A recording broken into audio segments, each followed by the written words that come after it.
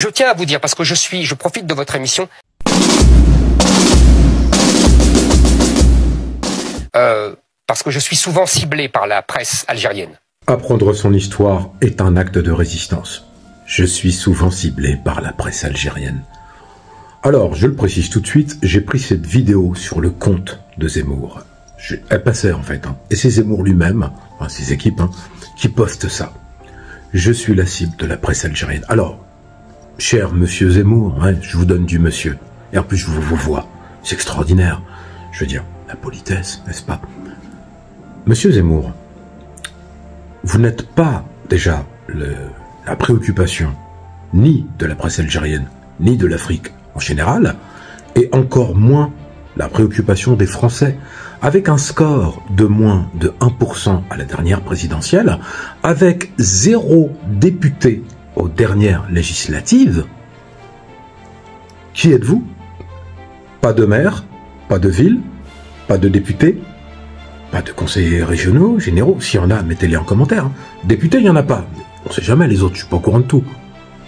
Vous n'êtes personne politiquement. C'est pas parce que vous avez été chroniqueur chez Ruquier, etc., et qu'après sur CNews vous avez déversé des flots de haine parce que soutenu par ce cher et tendre Bolloré, l'un des plus grands voleurs logisticiens de l'Afrique, n'est-ce pas, que vous avez un crédit en fait. C'est pas parce que vous faites des livres avec 500 000 ventes, la France, tout ça, et que vous faites une déclaration un peu générale de Gaulle. Oui, je fais ça, rien. En fait, quand vous ne serez plus là, monsieur Zemmour, je vous souhaite une très longue vie pour voir la France évoluer dans le bon sens, n'est-ce pas? Mais quand vous serez plus là, l'histoire ne vous retiendra pas. Vous êtes personne. Vous n'avez pas été président, vous n'avez pas été ministre. Vous êtes personne. Vous serez uniquement reconnu pour être, entre guillemets, je dis bien entre guillemets, je ne vais pas vous m'attaquer pour diffamation, assimilé à la pensée d'extrême droite, assimilé à une pensée xénophobe, et limite fascisante pour certains, c'est pas moi qui le dis. En tout état de cause, la presse algérienne, vous n'en êtes pas la préoccupation, vous n'en êtes pas le cœur, ni le centre d'intérêt. Contrairement à ce qu'ils disent et à ce qu'ils écrivent, je ne suis pas un nostalgique de l'Algérie française. Alors, sérieusement, sérieusement, vous savez qu'avec les réseaux sociaux, tout ça, il y a une mémoire. Je vais même pas les mettre, les vidéos. Je pourrais les mettre, parce que j'en ai déjà fait. C'est là que je vais arrêter de te vous voyer, parce que sincèrement, c'est fatigant. Écoute, tes équipes là qui font ta com, ton community manager et tout, faut qu'ils redescendent. Parce que quand tu dis sur un plateau télévision, même si c'est BFM ou CNews, et que tu dis, oui, moi je suis pas un nostalgique de l'Algérie française, contrairement à ce qu'ils disent. Mais tu parles que de ça. On a fait des routes, on a fait des ponts, merci la France, je remercie la France de nous avoir colonisés, le décret Crémieux, etc., etc. Tu ne dis que ça. Donc là, tu mens comme un arracheur de dents. Non seulement tu es un nostalgique de l'Algérie française, mais tu aurais voulu qu'aujourd'hui l'Algérie soit française. Mais c'est pas possible, parce que de 54 à 62, il y a ce qu'on appelle les chouhada, les martyrs, et pendant 132 ans, il y en avait d'autres des martyrs. J'ai fait d'autres vidéos, et puis on ne cessera pas de dénoncer, comme l'a fait Apathy, mais moi je vais le faire avec encore plus de résonance, parce que je suis pas journaliste et j'ai pas accès à tes plateaux télé. Les gaz, les massacres, les tortures, les corvées de bois, la guillotine, les condamnations à mort, etc., des femmes, des hommes, des enfants, les fours crématoires, les massacres de Sétif, les massacres de 1830, il n'y a pas de limite. C'est des millions de victimes. Donc, si, moi je le dis, tu es un nostalgique de l'Algérie française qui n'existera plus jamais. D'ailleurs, je n'y ai jamais vécu. C'est bien que tu le dises que tu n'y as jamais vécu. Cela nous prouve une chose, tu ne sais pas de quoi tu parles. Je me moque complètement, je ne veux pas reprendre l'Algérie, au contraire. En revanche, je ne veux pas que mon pays devienne une colonie de l'islam et de l'Algérie. Ce n'est pas la même chose. Je te rassure tout de suite. Tu veux pas reprendre l'Algérie comme colonie, mais l'Algérie veut pas de la France comme colonie non plus. Faut pas que tu fasses des confusions en fait. Tu as d'un côté des immigrés algériens qui sont nés par exemple, qui sont venus immigrer, après que des enfants qui sont nés en France, ils sont algériens eux?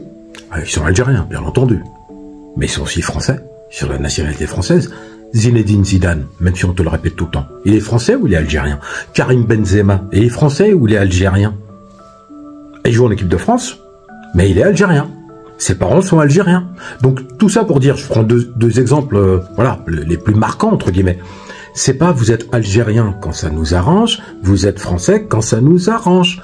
Donc déjà, l'Algérie n'a pas besoin de la France comme colonie. En plus, il y a pas de gaz, il n'y a pas de ressources. Ils vont prendre quoi? Du fromage? Du vin? Ils boivent pas de vin. Parce que tu l'as dit, l'islam, il n'y a pas de vin. Les vaches? Avant, c'est vrai, la France vendait des vaches à l'Algérie. Mais l'Algérie n'achète plus de vaches à la France. Terminé. C'est le seul pays au monde qui a ramené les importations françaises à zéro au niveau alimentaire. Zéro. Avant, l'Algérie achetait du blé à la France, des vaches, etc., du bœuf. Bon, pas de problème. Là, maintenant, c'est zéro. Donc, est-ce que l'Algérie ne boit plus de lait, ne mange plus de viande? Eh ben si. Donc, ce que je veux te dire, c'est que, là encore, tu tombes dans des clichés qui sont totalement, abracadabrantesques, comme dirait Jacques Chirac. Non seulement la France ne sera pas une colonie de l'Algérie, comme tu le dis, parce que tu vas faire peur aux Français. Les Français, soyez conscients d'une chose. Votre pays, déjà, votre pays, construisez-le, développez-le. Vous élisez des gens qui vous montent la dette. Vous êtes à 3 000 milliards d'euros de dette, qui la gonflent d'année en année. Et vous revotez pour ces gens-là. Je veux dire, vous ne faites rien pour changer la situation. Quand vous avez mis des gilets jaunes, et là je m'adresse aux patriotes, quand vous avez mis des gilets jaunes pour aller dans la rue, pour demander vos droits, on vous a envoyé quoi? Des LBD. Quand vous avez manifesté pour les retraites, on vous a envoyé quoi? Les CRS et les gendarmes mobiles. Donc, il y a eu mai 68, d'accord? Essayez d'aller revoir l'histoire, et c'est pas une histoire de gauche, de droite. Aujourd'hui, les politiques économiques qui sont menées, c'est sous votre responsabilité de votant. Vous votez pour des gens, et attention, c'est pas une histoire de Mélenchon, de Macron, vous votez pour des gens qui n'ont pas les compétences. Vous voyez, ce pays, la France, c'est un pays qui est gouverné par des gens qui vont être ministres de la culture et qui peuvent être premiers ministres, ministres de l'éducation nationale qui peuvent être premiers ministres. François Bayrou. Et au-delà de cela, vous avez des gens qui sont tous des énarques, qui ne connaissent pas les réalités économiques et sociales de la vie d'un individu en France. Eh bien, c'est eux qui vont vous voter des lois pour votre vie, en fait, courante. Et au-delà de l'imposition fiscale, qui est une des plus répressives du monde, allez voir simplement le siège de Bercy, le siège des impôts. Regardez le bâtiment, c'est vous qui l'avez payé. Renseignez-vous sur comment ils mangent les gens à l'intérieur, la cantine de Bercy, du ministère des Finances. Vous allez être très surpris, en fait.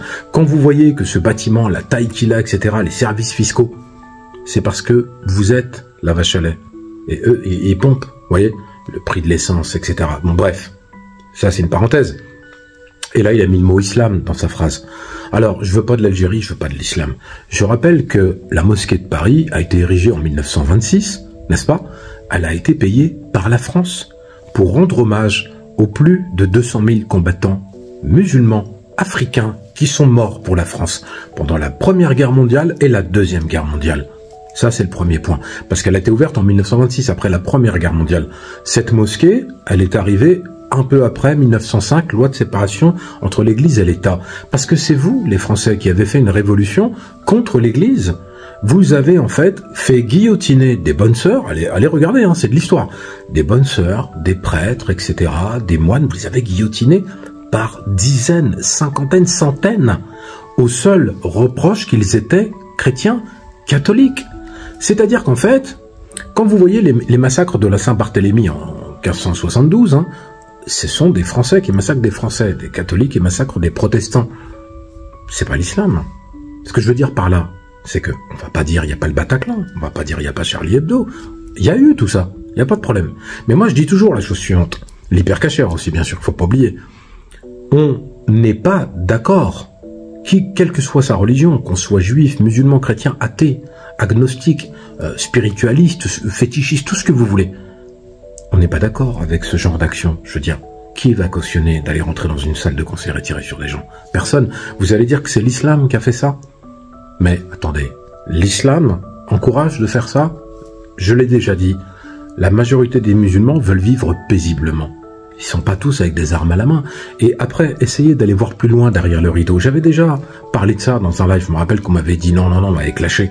Mais moi je le redis. Et si vous n'êtes pas d'accord, c'est la même chose. Quand vous regardez les attentats, etc., là je fais une digression. Il faut être très conscient d'une chose.